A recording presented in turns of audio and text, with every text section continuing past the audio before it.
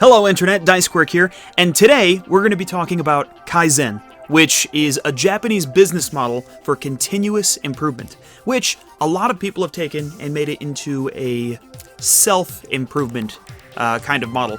And in this video, we're going to be talking about what are the elements of Kaizen, where it came from, and we're also going to be talking about how you can tie Kaizen in with another pro tip that I want to share with you for self-discipline and continuous improvement.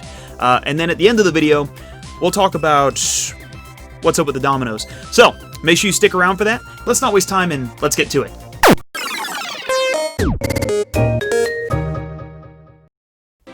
Kaizen, or more commonly known as the Japanese business model for continuous improvement, which Kaizen literally translates to betterment or improvement, and many people believe that it has its origins in Japan, or a lot of people actually believe that it has its origins in Japanese Buddhism.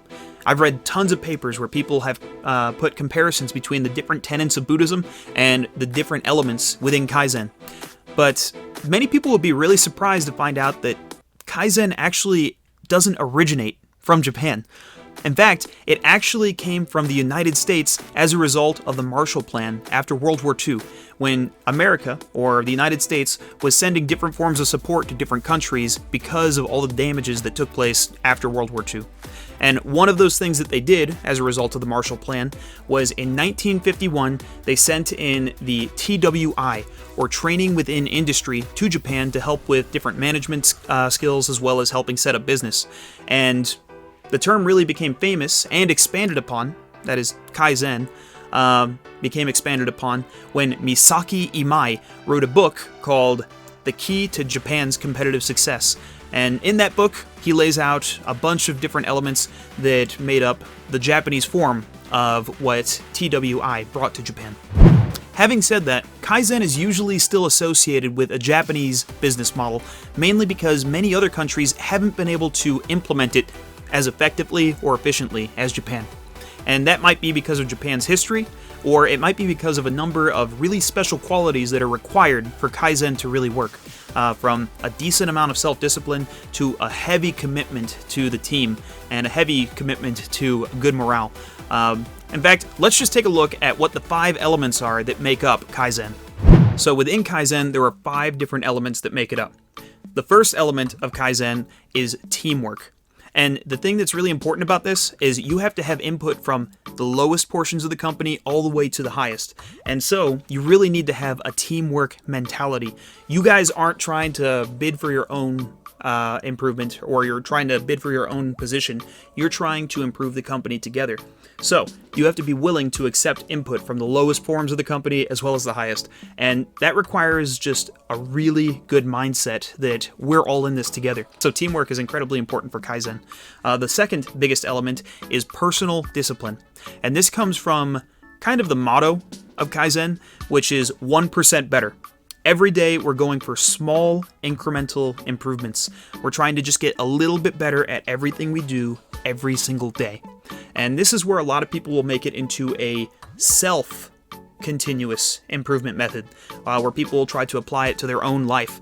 And this is where it becomes a lifestyle instead of just a method used to improve a business. Again, it's really hard to continuously seek after just a little bit of improvement every day. If you're committing to go to the gym every day, that requires a certain amount of self-discipline. And that's why personal discipline is really important in Kaizen. Now, the third biggest element in Kaizen is improved morale. If you're making incremental improvements, sometimes it can be really hard to notice them. And so you have to keep morale up with everybody. Otherwise, a decrease in morale could push people to not seek out that 1% improvement every day. And so morale is really, really important inside of a Kaizen system. Element number 4, quality circles. If you've been to a church, you've probably been to something like a transformation group or a neighborhood group where a group of people meet together and they just try to work through scripture to improve their own lives.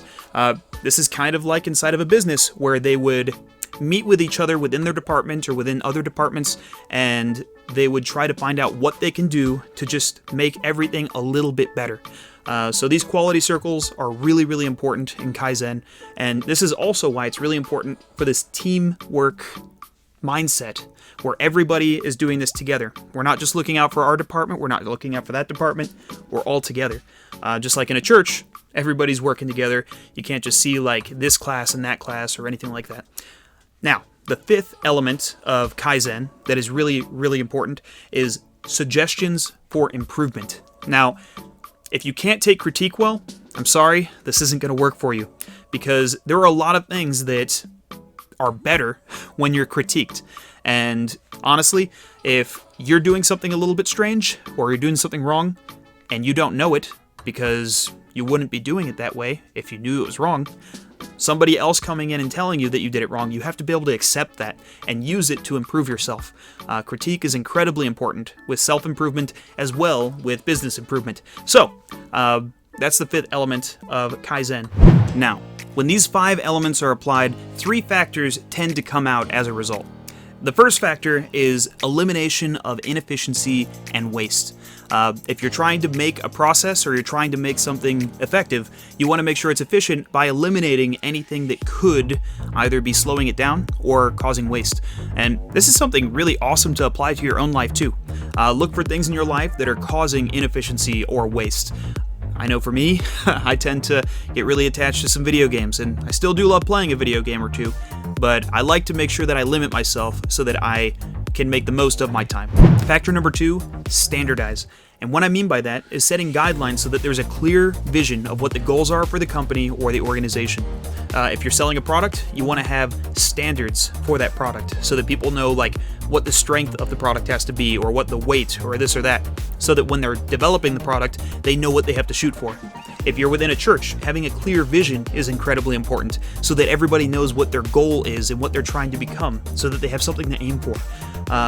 Standardization is incredibly important within the Kaizen system because it helps you determine where inefficiency or waste is taking place within the process. And factor number 3, the Kaizen 5S framework for house cleaning. Yeah, this one's a little bit different. The Kaizen 5S framework for house cleaning is just another 5 S's that you got to keep in mind when you're practicing Kaizen, but most of them kind of fit inside the same element of cleanliness. So the first S is seiri, which means tidiness. The second S is seiton, which means orderliness. The third S is seiso, which means cleanliness. And the fourth S is seiketsu, which means standardized cleaning, or standardized cleanup. Basically, with this one, it's just like having a list of different things that you have to have cleaned every single day. And then the fifth S is shitsuke, which is discipline. And all of these kind of go together. You have to keep everything orderly, tidy, clean, and you have to have a standardized cleanup and practice it every day. That's what the discipline's for, because it helps you work efficiently. And if you wanted to keep all of those 5 S's in English, what I would typically say is sort, set in order, shine, standardize, cleanup, and sustain. Yeah, those are the 5 S's for the 5S framework for house cleaning. So with everything said and done, the 5 elements that make up Kaizen, along with the 3 factors that come out as a result of those elements, and the 5 S's in the framework for house cleaning, it's not quite easy to accomplish. But that being said, it's all about incremental improvement. And so Kaizen is really great when you're focusing on the long term. In fact, many people overestimate what they could accomplish in 1 year and underestimate what they can accomplish in 1 or 3, 5, or even 10 years. And while I was reading everything about Kaizen, it kind of reminded me of one of my favorite Bible verses, which I'd like to share with you real quick. Psalm 90:12. Teach us to number our days so that we may have a heart of wisdom. When we're conscious of our time, and when we make it a point to keep in mind how much time we have in our day, month, year, or more importantly, in our lives, I think that we tend to not waste it so easily. In fact, I know that Kaizen and this psalm have different focuses, and I know that they encompass so much more than what I'm going to cover in this video. But I do feel like when we take the two and we combine them, we really get this awareness that time is precious and it shouldn't be wasted. And we should be seeking every opportunity that we can to improve ourselves. Because let's be honest, when you get better at something, you feel pretty good about yourself. And honestly, we don't have that much time to begin with. So I personally feel like people in Japan really understand an element of this verse that a lot of people miss out on, and that is that time is precious and that we should always be improving ourselves. And so I just want to make sure I remind you, we don't need to rush to get everything done, but we need to make sure that we don't waste our time and waste that ability to be improved. And so I have one more thing that I want to show you, and it has to do with those dominoes. Like I mentioned before, most people tend to overestimate what they can do in a small amount of time and underestimate what they can do in a longer period of time.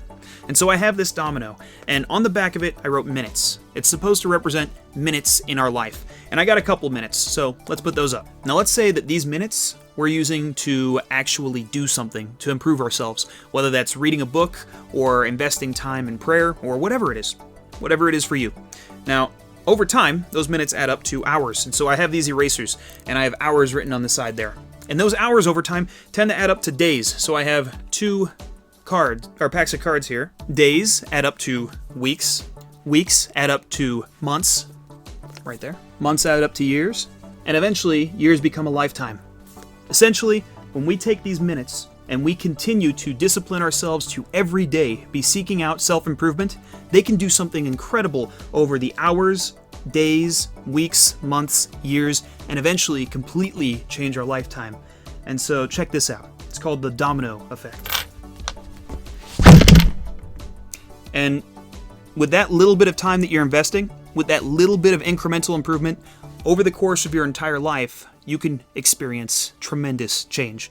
So, in this video, I just wanted to encourage you, seek out what Psalm 90:12 says, and that is, teach us to number our days so that we may have a heart of wisdom. So have a heart of wisdom, and in Kaizen, continually seek improvement. Continually try to improve yourselves so that you can make the most of the time that you have. Remember, time is precious. And so, if you like this video, please remember to like, comment, and subscribe. Let me know what thing you're going to do this year to continue to self-improve. Are you going to study Japanese for 15 minutes a day, every day?